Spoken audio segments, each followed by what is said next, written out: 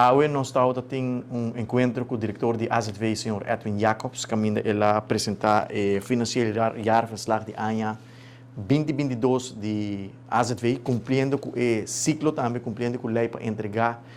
conta anual na tempo de caso aqui de ano 2022. Ano 2022 está melhor ano para o fundo de AZV, que nos mira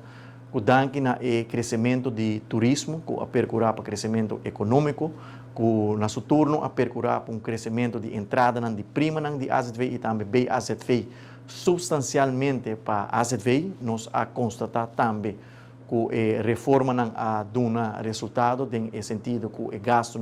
também está bom de controle no final do dia, ora nós mira a entrada e gasto nós mira que a resta suma com a word reinvertir back de cuidado médico, a inversão quantiosa, por exemplo, na IMSA, nós invertir para comprar ambulância nova,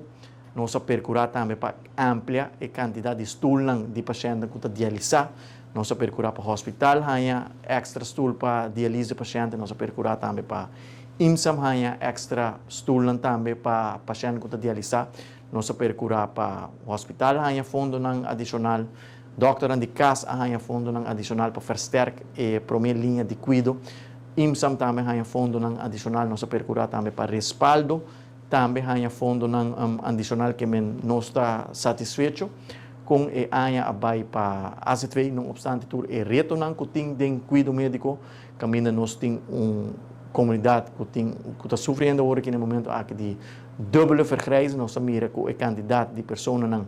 riba 65 anos, com 10 anos de tempo, essa que aumentar substancialmente, 10 anos passar, 10% de nossa população estava riba 65 anos e acaba a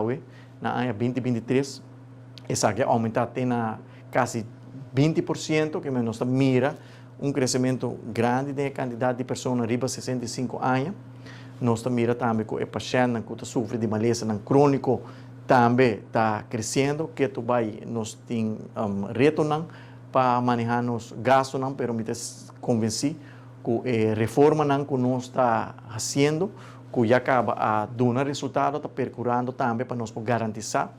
que o fundo de AZV queda manejável, queda sustentável e que queda dando espaço também para nós fazer inversão em cuidado médico, que está muito importante.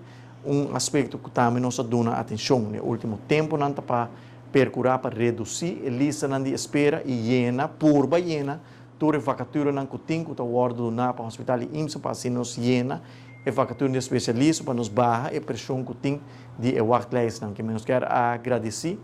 AZV, agradecer ao Sr. Jacobs como diretor de AZV para apresentar a conta anual e apresentar